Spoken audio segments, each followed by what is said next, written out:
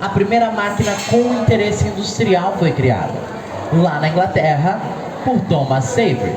O Thomas era um homem muito rico do seu tempo, dono de diversas minas de carvão mineral, e estava enfrentando um probleminha nelas, de infiltração.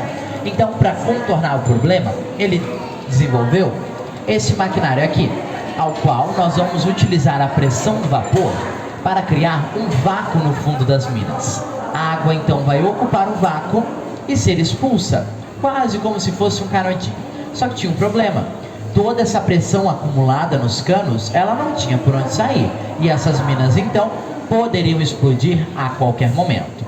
Mas essa é uma boa ideia. E como toda boa ideia, com o passar dos anos, ela foi sendo melhorada. Outro Thomas, agora Thomas Newcomen, lá no país de Gales, adiciona movimento ao maquinário do Savery. Aqui abaixo nós temos uma fornalha. Esse recipiente A aqui é como se fosse uma mini caldeira, digamos assim. Nós vamos aqui queimar o combustível, ferver a água, liberar o vapor, abrindo a válvula aqui para dentro do cilindro. O pistão que está na base, conforme o vapor vai chegando e fazendo pressão, ele sobe juntamente. Assim o contrapeso pode descer até o fundo da mina para fazer o bombeamento da água. É muito parecido com um cavalo de petróleo que vocês viram se movimentando na frente do parque. Quando esse pistão chegar ao topo, toda essa pressão e vapor aqui dentro precisam ser resfriados, jogando água fria. O vapor é condensado, né? Não, o vapor é condensado, a pressão dele expande gerando um vácuo, o pistão ocupa o vácuo, vai descendo lentamente e enquanto isso, as gotículas de água saem pela válvula 2, juntamente com o restante de pressão. Quando esse pistão chegar à base, eles recomeçam tudo novamente. E esse, apesar de ser um maquinário mais evoluído, ele ainda se torna muito ineficiente, devido a essa jogada de água fria dentro do cilindro. Tem que esperar o vapor ser condensado, o vácuo criado e o pistão chegar à base, demanda de muito tempo. Então a máquina vai ficar queimando muito combustível, o que também vai a tornar muito lenta. Mas nesse cenário surge um escocês, James Watt. O James, ele é muito conhecido hoje em dia, né? Até os watts de potência que nós utilizamos são em sua homenagem. Mas, em 1769, ele era um homem bem simples, engenheiro mecânico e também professor, e era sócio em uma fábrica de teares na Escócia. E como a maioria das fábricas da época, a sua se movimentava com uma roda d'água. Só que no período de inverno escocês, todos os rios congelam e ele não tinha como produzir, então ele teve uma ótima ideia. Pegou o maquinário do Newcomen e aprimorou. De início nós temos o mesmo conceito, que é uma fornalha para queimar combustível, uma parte maior para a caldeira ferver a água aqui, mas o que diferencia ela é essa partezinha, uma câmara de condensação. Ou seja, todo o vapor produzido da água fervente da caldeira chega até o pistão por meio da válvula de gaveta. Ele entra por baixo da válvula, empurrando o pistão para cima, e então contorna por cima e empurra o pistão para baixo. Agora ele se movimenta de forma contínua, sempre subindo e descendo. Só que ao empurrar o pistão para baixo, entrando por cima, esse vapor não será mais descartado. Ao invés disso, ele passa pela tubulação, retorna para a câmara, onde será condensado, as gotículas de água vão se acumulando, e essa água aqui vai retornar para a caldeira, já numa água mais quente, mais aquecida, fazendo com que o maquinário queime menos combustível e seja também um pouquinho mais rápido. O James, ele estava tendo um breve probleminha na época dele para fazer com que as pessoas comprassem um maquinário. Não estavam entendendo muito bem a sua funcionalidade.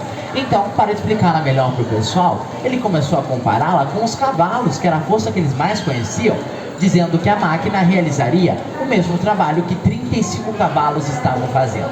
O pessoal então começou a pesar na balança, né? 35 cavalos, uma máquina dessas. Bom, essa máquina é um pouco mais cara, mas em compensação, eu consigo manter uma linha de produção linear o ano inteiro. O máximo que eu tenho que me preocupar é uma peça e outra do maquinário, quando quebrar, vale a pena o custo-benefício, né? Vamos comprar. A partir daqui, então, surge a unidade de medida HP, horsepower, cavalos de potência, que nós utilizamos até os dias atuais. James, ele é considerado o pai das máquinas a vapor e é devido a esse maquinário e porque o movimento independente da roda é o grande responsável por dar o estalo inicial para a Revolução Industrial. Essa é a primeira vez em toda a história em que uma roda gira sem o auxílio de um cavalo puxando uma carroça, do vento batendo as pás de um moinho, roda d'água girando com a força da água, ou até mesmo de um humano girando uma manivela. Nenhuma força externa influenciava o movimento dela. Era a máquina mesmo que realizava o trabalho. Esse, então, é o primeiro conceito de motor da humanidade. E não vai demorar muito tempo para colocarem esse motor sobre rodas. Era um pouquinho difícil, ela era muito pesada. Nós não tínhamos madeira que suportasse o seu peso. Mas, com a chegada do aço sendo trabalhado e ficando mais leve, o homem vai conseguir. Richard Treverick, em 1801, lá na Cornualha, irá realizar algumas alterações aqui, e uma delas é inverter a roda de lugar. Tirou-a de trás, jogou para baixo, adicionou uma roda à frente e então colocou o veículo para subir uma ladeira de paralelepípedo na véspera de Natal. Imaginem vocês ceando em suas casas tranquilamente, num dia comum, isso lá na Cornualha, em 1800, né? Era um vilarejo do interior. Vocês não vê nenhuma carroça andando na rua às 10h30 da noite. Mas, de repente, escutam um barulhão, olham pela janela e tem uma máquina dessas, mais ou menos a altura de uma moto, soltando fogo, fumaça para todo lado e andando. Iriam ficar horrorizados, né? E foi o que aconteceu. O pessoal ficou tão espantado com a criação que saíram correndo e gritando: é o diabo fumegante, então se abrigaram na igreja. O Richard achou tão engraçada a situação que nomeou o maquinário de Puffin Devil, o diabo fumegante. E ela subiu a ladeira por somente uns 700 metros, até que a roda da frente quebrasse. O Richard então percebeu que para que essa máquina pudesse percorrer longas distâncias, seria bom um caminho pré-definido. Então ele a colocou sobre trilhos. Trilhos esses, inicialmente de madeira e já existente na época. Os mineiros gostavam muito dos trilhos para carregar os carrinhos de minério. Mas logo após já evoluem para os trilhos de ferro, porque a atração do ferro com ferro é maior. E a máquina vai conseguir pegar impulso e velocidade dessa forma. Então, pessoal, uma máquina a vapor andando sob trilhos, vocês devem imaginar para onde a nossa história está indo.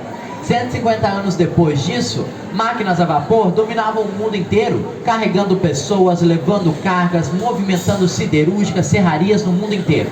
E não seria diferente ali em Gramado e também aqui em Canela. E a partir daí que se inicia a história do nosso mundo, do mundo a vapor. Podem me acompanhar mais aqui ao lado, que eu conto um pouco mais para vocês sobre a nossa história. Muito legal.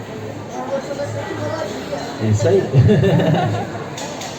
Podem ficar no